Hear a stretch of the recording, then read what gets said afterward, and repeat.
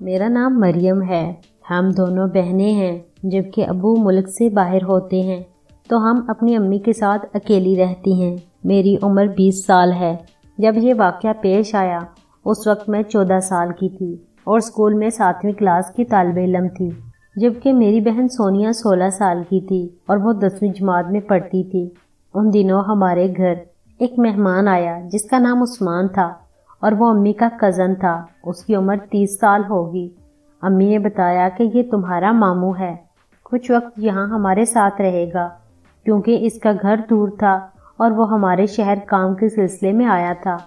عثمان ماموں خاصے خوبصورت تھے۔ وہ صبح ہوتے ہی کام پر چلے جاتے اور شام کو واپس آتے اور ہم دونوں بہنوں کو ٹیوشن پڑھاتے تھے۔ امی کافی خوش تھیں کہ چلو مفت میں ہم دونوں بہنوں کو تعلیم مل رہی ہے۔ رات کا کھانا کھا کر عثمان ماموں سونے کے لیے چھت پر چلے جاتے تھے۔ وہاں چھت پر ایک کمرہ تھا، امی نے وہ کمرہ ان کو دے رکھا تھا۔ کئی بار رات کو ہم تینوں چھت پر ان کے کمرے میں چلی جاتی اور دیر تک گپ شپ کرتے رہتے تھے۔ یوں سمجھ لیں کہ ہماری بور زندگی میں رونق آ گئی تھی۔ ہر ہفتے کی رات ماموں ہمیں کھانا کھلانے باہر لے جاتے تھے۔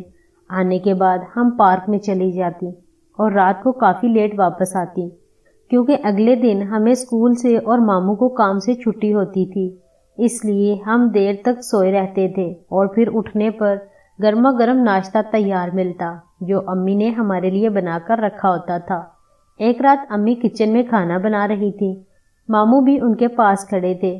میں کسی کام سے کچن کی طرف آئی تو کھڑکی سے عجیب منظر دیکھا۔ ماموں کی کسی بات پر امی ہنس رہے تھے کہ ایک دن ماموں نے آگے بڑھ کر امی کے چہرے کو چوم لیا۔ لیکن حیرت کی بات یہ تھی کہ امی نے ماموں کی اس حرکت کا کچھ نوٹس نہ لیا، بلکہ اپنے معمول کے کام میں مصروف رہیں۔ میں زیادہ بڑی تو نہیں تھی لیکن اتنی نادان بھی نہیں تھی۔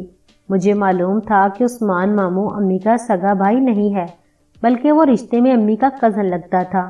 اس دن سے میرے دل میں دونوں کے بارے میں شک پیدا ہو گیا تھا اور میں نے ان پر نظر رکھنا شروع کر دی تو مجھے معلوم ہوا کہ وہ اس طرح کی حرکتیں اکثر ایک دوسرے کے ساتھ کرتے ہیں۔ میرے لیے یہ پریشان کن بات تھی۔ میں جانتی تھی کہ میرا باپ اگر ہوتا تو امی کبھی عثمان ماموں کے ساتھ اس قدر بے تکلف نہ ہوتی۔ پھر ایک رات میں کسی کام سے امی کے پاس گئی تو وہ اپنے کمرے میں موجود نہیں تھی، ان کا بستر خالی تھا۔ میں کچھ دیر کمرے میں انتظار کرتی رہی لیکن وہ نہ آئی تو مجھے شک ہوا کہ وہ ماموں کے کمرے میں نہ گئی ہوں۔ یہ کہتے ہی میری چھٹی حس بیدار ہو گئی۔ میں نے سوچا کہ وہ لازمی اوپر ماموں کے کمرے میں ہوں گی، حالانکہ وہ اکیلی اوپر چھت پر کم ہی جاتی تھیں۔ یہ خیال آتے ہی میں دبے قدموں سیڑھیاں چڑھ کر چھت پر آ گئی۔ ماموں کے کمرے کی لائٹ بند تھی، اگر لائٹ چلتی ہوتی تو روشندان سے نظر آ جاتی۔ میں کمرے کی کھڑکی کے پاس آئی اور کان لگا کر اندر سے آوازیں سننے کی کوشش کرنے لگی۔ جلد ہی مجھے امی کی آواز سنائی دی۔ وہ ماموں سے کہہ رہی تھی کہ مجھے اب جانے دو، اگر میری کوئی بیٹی اٹھ گئی تو مجھے بستر پر نہ پا کر وہ اوپر چھت پر آ جائیں گی، اور اگر اس نے مجھے تمہارے کمرے سے نکلتے دیکھ لیا تو نہ جانے کیا سوچیں گی۔ لیکن ماموں کا اصرار تھا کہ دونوں لڑکیاں سو چکی ہیں اور اب صبح سے پہلے نہیں اٹھیں گی، اس لیے تم ابھی میرے پاس ہی رک جاؤ۔ مزید بھی کچھ ایسی ہی باتیں کی جسے سن کر میں شرم سے پانی پانی ہو گئی۔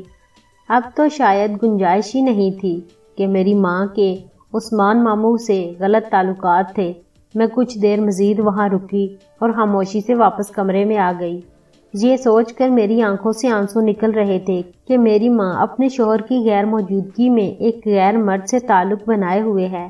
میں جانتی تھی کہ اگر میرے باپ کو اس بات کی خبر ہو گئی تو وہ ایک لمحے میں میری ماں کو طلاق دے کر گھر سے نکال دے گا اور ہماری فیملی ٹوٹ کر بکھر جائے گی۔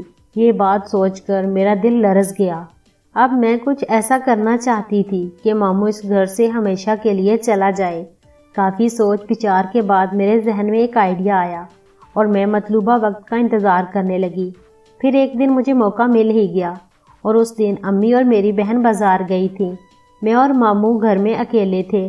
میں ماموں کے کمرے میں گئی اور ان کے ساتھ باتیں کرنے لگ گئی۔ تھوڑی دیر ہی میں دروازہ کھلا اور امی گھر میں داخل ہوئیں تو میں نے اچانک اپنے کپڑے پھاڑ ڈالے اور شور مچاتی ہوئی ماموں کے کمرے سے باہر نکلی۔ میری امی اور بہن نے پوچھا کہ مریم کیا ہوا ہے، تمہارے کپڑے کس نے پھاڑے اور تمہاری یہ حالت کس نے کی؟ تو میں نے روتے ہوئے کہا کہ میں ماموں کو چائے کا پوچھنے گئی تھی تو انہوں نے میرے کپڑے پھاڑ ڈالے اور میرے ساتھ برائی کی۔ حیرت اور پریشانی سے امی کا منہ کھلے کا کھلا رہ گیا۔